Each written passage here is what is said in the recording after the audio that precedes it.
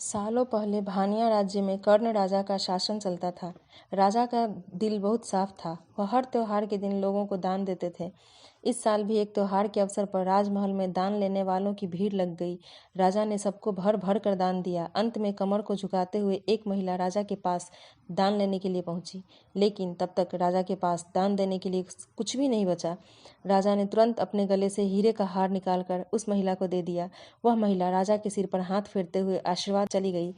अगले दिन राजा अपने बगीचे में बैठकर सोच रहे थे कि मेरे जीवन में एक पुत्र की कमी है। भगवान ने मुझे सब कुछ दिया, लेकिन पुत्र सुख पता नहीं क्यों नहीं दिया। तभी राजा के गोद में आकर एक आम गिरा। राजा इधर उधर देखने लगे। उनके मन में हुआ कि आखिर यह आम मेरी गोद में आया कैसे। तभी कुछ देर बाद उन्हें बहुत सारी परियां दिखी। उन सभी परियों में से एक नीली आंखों वाली परी राजा के सामने आई और बोलने लगी कि इस आम को अपनी पत्नी को देना। यह आम तुम्हें पुत्र रत्न देगा। इसे खाने के 9 महीने बाद ही तुम्हारी पत्नी माँ बन जाएगी।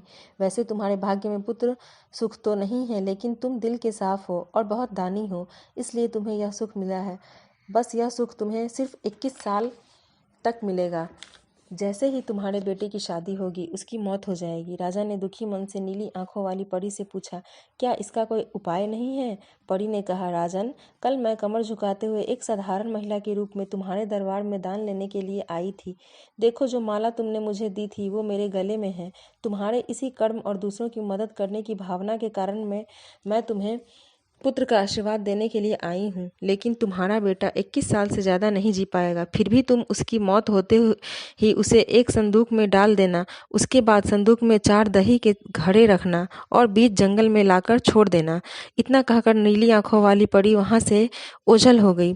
राजा ने महल जाकर सारी बात अपनी पत्नी मैत्री को बता दी और उसे आम खाने के लिए दिया। राजा की पत्नी ने आम खाने के ठीक 9 महीने के बाद एक पुत्र को जन्म दिया। बेटा होने की खुशी में राजा ने बहुत बड़ा जश्न रखा। जश्न के बाद बेटे का नाम देव रखा गया। होते होते राजकुमार देव की उम्र 21 साल की हो गई। उसके विवाह के लिए प्रस्ताव आने लगे। राजा ने एक बुद्धिमान लड़की वत्सला से अपने बेटे की शादी करा दी। शादी के कुछ ही दिनों के बाद नीली आंखों वाली परी की बात सच हो गई और राजा का बेटा देव मर गया। राजा और रानी नीली आंखों वाली परी की बात भूल गए थे। जब देव के अंतिम संस्कार के लिए राजा लोगों के साथ शमशान की ओर बढ़ने लगे तो राजा को परी की बात याद आ गई। तुरंत राजा ने सबको एक बड़ा सा संदूक और 4 दही के घड़े लाने के लिए कहा। संदूक आते ही राजा ने भारी मन से अपने बेटे को उसमें डाला और दही के 4 घड़े भी रख दिए। उसके बाद राजा ने अपने सैनिकों की मदद से उस घड़े को घने जंगल के बीच में रख दिया। वहां से लौटने के बाद राजा का मन किसी काम में नहीं लगा। कुछ समय बाद देव की पत्नी अपने मायके चली गई। समय बीता और देव की मृत्यु को 1 साल हो गया। देव की पत्नी वत्सला के घर एक बूढ़ा आदमी खाना मांगने के लिए पहुंचा। उसने बड़े प्यार से उसे खाना खिलाया। खाना खाने के बाद उस भिखारी ने अपना हाथ धोने के लिए दूसरे हाथ की मुट्ठी खोली। तभी वत्सला ने उस मुट्ठी में अपने पति देव की सोने की चैन देखी। वत्सला ने तुरंत भिखारी से पूछा, आपको यह चैन कहाँ से मिली? यह मेरे पति की है, जिन्हें संदूक में बंद करके जंगल के बीच में रखा गया था। भिखारी ने डरते हुए कहा, हाँ, मैंने यह चैन उसी संदूक से निकाली है। वत्सला ने कहा, आप डरिए मत, मैं सिर्फ उस जंगल तक जाना चाहती हूँ जहाँ मेरे पति का संदूक रखा है। भिखारी ने कहा, वह भयानक जंगल है, मैं आपको वहां तक नहीं लेकर जा पाऊंगा। हाँ, आप चाहो तो मैं आपको उस संदूक से थोड़ी दूर ले जाकर छोड़ सकता हूँ। वत्सला तेजी से भिखारी के साथ जंगल तक पहुंची। घने जंगल से पहले ही भिखारी वहां से चला गया। फिर वत्सला अकेले अपने पति के संदूक को ढूंढने के लिए निकल पड़ी। वहां जाकर उसने अजीब सी चीजें देखी। उस संदूक के पास बहुत सारी परियां थीं। वत्सला पेड़ के पीछे छुपकर उन्हें देखने लगी। वत्सला ने देखा कि सारी परियों के बीच से एक नीली आंखों वाली परी आई और उसने संदूक में एक लकड़ी के देव के मृत शरीर के सिर के पास और एक पैर के पास रखी। तभी देव संदूक से बाहर निकल आया। परियों ने देव को मिठाई खिलाई और दोबारा संदूक के अंदर डालकर लकड़ियों की स्थिति बदल दी।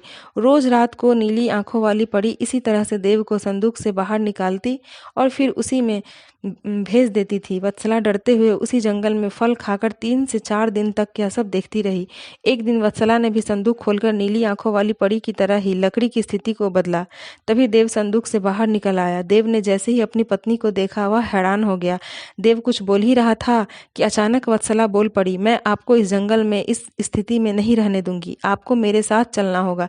देव ने वत्सला को समझाते हुए कहा, मैं नीली आंखों वाली परी की वजह से ही इस दुनिया में आया हूँ।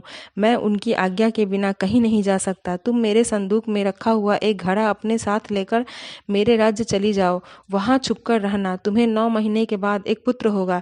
जब मैं तुमसे मिलने आऊंगा अब तुम लकड़ी की स्थिति बदलकर मुझे पहले की तरह संदूक में जाने दो। वत्सला ने अपने पति के कहे अनुसार ही किया। सबसे पहले संदूक में पति को भेजा। फिर वही दही का एक घड़ा लेकर रूप बदलने के बाद राजमहल पहुंची और रानी को चिट्ठी भेजकर रहने के लिए जगह मांगी। रानी ने दया करके उसे राजमहल के पास ही एक कमरा रहने के लिए दिया। जब रानी को पता चला कि वह गर्भवती है तो रानी उसका ख्याल भी रखने लगी। जब वत्सला ने बच्चे को जन्म दे दिया तो देव उससे मिलने के लिए आया। उस समय रानी पास से ही गुजर रही थी। उन्होंने तुरंत अपने बेटे को पहचान लिया। रानी सीधे देव के पास पहुंची और पूछने लगी, यह तुम्हारी पत्नी है? यह तुम्हारा पुत्र है? तुम जीवित हो? अब मैं तुम्हें कहीं नहीं जाने दूंगी। देव ने कहा, माँ, मैं आपके साथ नहीं आ सकता हूँ। इसका एक ही उपाय है। आपको अपने पोते के लिए एक उत्सव रखना होगा। आप उसमें सारी परियों को बुलाइए। जब परियां आ जाए तो नीली आंखों वाली परी का बाजूबंद किसी तरह निकाल कर जला देना।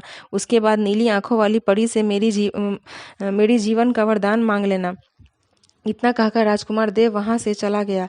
उसकी माँ ने दुखी मन से उसे विदा किया। कुछ ही दिनों बाद में रानी मैत्री ने अपने बेटे देव के कहे अनुसार जश्न रखा और सारी परियों को भी बुलाया। सभी जश्न में डूबे हुए थे। तभी रानी मैत्री का पोता रोने लगा। रोते बच्चे को देखकर नीली आंखों वाली परी ने उसे अपनी गोद में उठा लिया। तभी रानी मैत्री ने परी से कहा, देखिए ना, इसे आपका बाजूबंद पसंद आ गया है। तभी तो आपके पास आते ही इसने रोना बंद कर दिया। क्या आप कुछ देर के लिए अपना बाजूबंद इसे खेलने के लिए दे देंगी? परी ने तुरंत अपना बाजूबंद उस बच्चे को दे दिया। रानी मैत्री को इसी मौके का इंतजार था। उसने सबकी नजरें बचाते हुए उस बाजूबंद को आग में डाल दिया। नीली आंखों वाली परी ने अपने जलते बाजूबंद को देखकर रानी मैत्री से पूछा, आपने यह क्या किया? अब हम आपके बेटे देव को अपने पास उस जंगल में नहीं रख पाएंगे। यह सुनते ही रानी मैत्री ने रोते हुए परी से प्रार्थना की। उन्होंने कहा, आपकी कृपा से मुझे बेटा हुआ था। अब आपकी ही कृपा करके मेरा बेटा लौटाना होगा। मैं आपसे अपने बेटे देव की भीख मांगती हूँ। नीली आंखों वाली परी को माँ का प्यार देखकर दया आ गई और उन्होंने आशीर्वाद दे दिया। परी के आशीर्वाद से राजकुमार देव संदूक से निकलकर घर लौट आया। राजकुमार अपने परिवार के साथ खुशी खुशी रहने लगा।